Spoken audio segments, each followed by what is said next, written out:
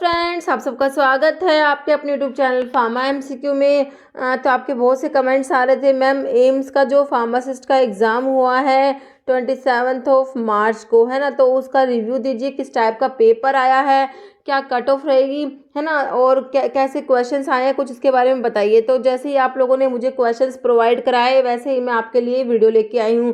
ठीक है, तो इसमें कुछ क्वेश्चंस है मेमोरी बेस्ड है जो आप लोगों ने बताए हैं कि जो पेपर में आए थे। देखिए, मैंने पेपर नहीं दिया, जो आप लोगों ने बताए हैं वही मैं इस वीडियो में लेके आई हूँ। ओके, और ये मेमोरी बेस्ड क्वेश्चंस हैं जो आपके एम्स के फार्मासिस्ट का एग्ज़ाम 27 मार्च को हुआ है, तो उसमें क्वेश्चंस आए हैं। और देखिए, अगर हम देखें तो पेपर जो है मतलब ज़्यादा टफ नहीं था। जो हमारे फार्मेसी के क्वेश्चंस हैं वो तो इजी ही कह सकते हैं, बिल्कुल आसान क्वेश्चंस आए हुए हैं, ज़्यादा टफ नहीं है। और जो जनरल पार्ट है, ठीक है, वो थोड़े टफ हैं क्योंकि हम फार्मेसी पे ज़्यादा फोकस करते हैं, तो वैसे भी वो ना सभी के लिए एक एक इक्वली है, सभी को वो टफ ही लगेंगे। ठीक है, तो जो इसका पेपर तो सही है, इजी टू मॉडरेट ही कह सकते हैं। और बाकी जो कट ऑफ कहेंगे, देखिए 100 में से जो कट ऑफ है आपकी जाएगी, अकॉर्डिंग टू मी ये जाएगी 70 to 80 के बीच में रहने वाली है। ओके, बाकी तो रिजल्ट आने के बाद ही पता लगेगा, है ना। हम तो जो है मतलब कि मेरे हिसाब से तो ये 70 से 80 तक ही रहेगी, क्योंकि पेपर जो है ज़्यादा टफ नहीं है, इजी टू मॉडरेट है, तो उसके अकॉर्डिंग ही कट ऑफ जाएगी। ओके, तो बाकी देख लीजिए कैसे क्वेश्चंस आए हुए हैं। सारे के सारे क्वेश्चंस जो आपको मैंने कराए हुए थे वही उसी में से ही क्वेश्चंस आए हैं। देखिए, पैरासीटामोल जो है इसको एसिड अमीनोफन भी बोलते हैं, है ना, एसिड अमीनोफन। और जो इसकी पॉइजनिंग जो है, इसका जो हिपैटोटॉक्सिक मेटाबोलाइट होता है N acetyl para benzoquinone imine होता है ना। और इसकी पॉइजनिंग में जो एंटीडोट है वो एन एसिटाइल सिस्टीन होता है। एन एसिटाइल सिस्टीन जो है इसका जो है एंटीडोट है। तो ये एंटीडोट पूछा होता है पैरासीटामोल की पॉइजनिंग के लिए, तो क्या हो जाएगा, N acetyl cysteine. Okay, next क्या पूछा हुआ था, ग्रे बेबी सिंड्रोम के ऊपर क्वेश्चन था। ग्रे बेबी सिंड्रोम है, कौन सी ड्रग का एडवर्स इफेक्ट होता है, तो हमें पता है क्लोरमफेनिकोल, है ना। क्लोरमफेनिकोल जो होता है उसका जो मोस्ट इम्पोर्टेंट जो हम एडवर्स इफेक्ट देखते हैं वो होता है ग्रे बेबी सिंड्रोम कोज कराती है। और ये बहुत ज़्यादा रिपीटेड क्वेश्चन है, बहुत बार रिपीट होता है ग्रे बेबी सिंड्रोम वाला। ओके, शेड्यूल एच के ऊपर क्वेश्चन था। शेड्यूल्स के ऊपर मैं आपको बताती हूँ क्वेश्चन आते हैं। शेड्यूल एच में आपकी प्रिस्क्रिप्शन ड्रग्स आती है ना, तो प्रिस्क्रिप्शन ड्रग्स के लिए कौन सा शेड्यूल है, शेड्यूल एच आया था। शेड्यूल एच के ऊपर क्वेश्चन था, ये भी बहुत बार रिपीट होता है। फिर हैमर मिल के ऊपर दो क्वेश्चंस हैं। तो हैमर मिल का जो प्रिंसिपल है वो होता है इम्पैक्ट, डिसइंटीग्रेटर का भी इम्पैक्ट होता है। और एक और मिल का पूछा हुआ है इम्पैक्ट एंड एट्रीशन, दोनों किसके हैं, तो बोल मिल और फ्लूइड एनर्जी मिल का होता है इम्पैक्ट एंड एट्रीशन। ओके, फिर आपका क्वेश्चन था सिंपल सिरप जो होता है ना, सिरप में जो कंसंट्रेशन जो होता है सुक्रोज का वो 66.7% वेट पर वेट होता है।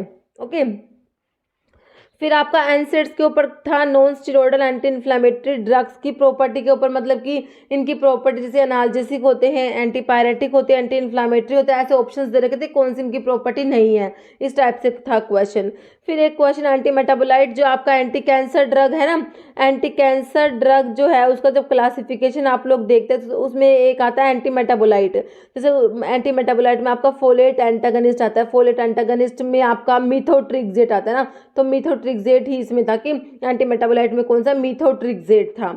नेक्स्ट देखिए, एंटीडोट इन ऑर्गेनोफॉस्फोरस की पॉइजनिंग में कितनी बार आपको बताती हूँ, ऑर्गेनोफॉस्फोरस की पॉइजनिंग में ऑप्शंस के अकॉर्डिंग आपने आंसर करना है। अगर प्रेलिडोक्साइम है तो वो सही होगा, बाकी एट्रोपिन मिलेगा तो एट्रोपिन सही होगा। ठीक है, तो आपको इसमें आई थिंक एट्रोपिन था ऑप्शन में। नेक्स्ट एंटी ऑक्सीडेंट ऐसे पूछा था कि मतलब कि कौन सा विटामिन एंटीऑक्सीडेंट नहीं है, आई थिंक शायद इस टाइप से कुछ विटामिन का एंटीऑक्सीडेंट से रिलेटेड क्वेश्चन था। मेयर्स रिएजेंट में था कौन से कलर के पीपीटी आते हैं, तो मैंने आपको बता रखा है एल्कलॉइड्स के जो जनरल रिएजेंट है उसमें ड्रैगनड्रॉफ रिएजेंट है, मेयर्स रिएजेंट है, वैगनार रिएजेंट है और हैगर्स रिएजेंट है ना। ड्रैगनड्रॉफ है, मेयर्स है, वैगनार है, हैगर्स है। तो मेयर्स में क्रीम कलर के पीपीटी आते हैं, वैगनार्स और ड्रैगनड्रॉफ में रेडिश ब्राउन पीपीटी आते हैं और हैगर्स में येलो पीपीटी आते हैं। तो आपको मेयर्स का पूछा था तो क्रीम कलर के पीपीटी आपने सही करने थे, क्रीम कलर। ओके, फिर क्वेश्चन क्या था, सबलिंगुअल टेबलेट, तो नाइट्रोग्लिसरीन जो ग्लिसराइल ट्राइनाइट्रेट होता है इसको सबलिंगुअली देते हैं। इंस्ट्रक्शन टू फार्मर्स, देखिए जो प्रिस्क्रिप्शन के जो पार्ट्स है हमेशा बताती हूँ, एक तो होता है सुपरस्क्रिप्शन होता है, फिर होता है इंस्क्रिप्शन होता है, फिर होता है सब्सक्रिप्शन होता है, फिर होता है सिग्नेचुरा होता है ना। तो सुपरस्क्रिप्शन में आपका RX आता है, टेक 2 या यू टेक, इंस्क्रिप्शन में इंग्रेडिएंट, सब्सक्रिप्शन जो होता है इसके ऊपर क्वेश्चन था इंस्ट्रक्शन टू फार्मासिस्ट, और सिग्नेचुरा में होता है instruction to the patient. Okay, तो आपका था सब्सक्रिप्शन पे। नेक्स्ट देखिए, प्रोटॉन पंप इनिबिटर जैसे है ओमिप्राजोल, तो इसमें रिंग बतानी थी कौन सी है, बेंज इमिडाजोल रिंग होता है PPI में। बल्क लग्जेटिव के ऊपर ऑप्शंस दे रखे थे, सिंपल क्लासिफिकेशन बेस्ड क्वेश्चन था कि कौन सा बल्क लग्जेटिव नहीं है। ओके, फार्मेसी एक्ट के ऊपर क्वेश्चन था, और फिर एंटी अमीबिक ड्रग के ऊपर भी एक क्वेश्चन था। IV रूट मतलब जो ये आपके अमीनोग्लाइकोसाइड एंटीबायोटिक्स है ना, तो ये ओरली एब्जॉर्ब नहीं होती, तो जेंटामाइसिन का था कि कौन सी है इसमें जो ओरली नहीं दे सकते, इस टाइप से कुछ था। तो जेंटामाइसिन जो है इसको ओरली नहीं दे सकते क्योंकि ये ओरल रूट से ये एब्जॉर्ब ही नहीं होती है ना। फिर NDA न्यू ड्रग अप्रूवल पे था एक question, DPCO drug price control order पे था। NaCl जो 0.9% वेट पर वॉल्यूम जो NaCl जो होता है वो आइसोटोनिक होता है, इसके ऊपर भी एक क्वेश्चन था। और इंडोल एल्कलॉइड के ऊपर पूछा हुआ था। डायूरेटिक्स जो होते हैं यूरिन के फ्लो को प्रोमोट कराते हैं, इसकी डेफिनेशन के ऊपर ही था। एक माइक्रोफाइन एंटीबायोटिक जैसे आपकी ग्रीसियोफल्विन का था, ग्रीसियोफल्विन होती है ना वो। फिर बोथ इम्पैक्ट न्यूट्रिशन आपको पता ही है किसका होता है, जो आपके एक तो बोल मिल्क का होता है और आपकी फ्लूड एनर्जी मिल्क का भी होता है। तो ऑप्शंस में कौन सा था ये आप देख लीजिए।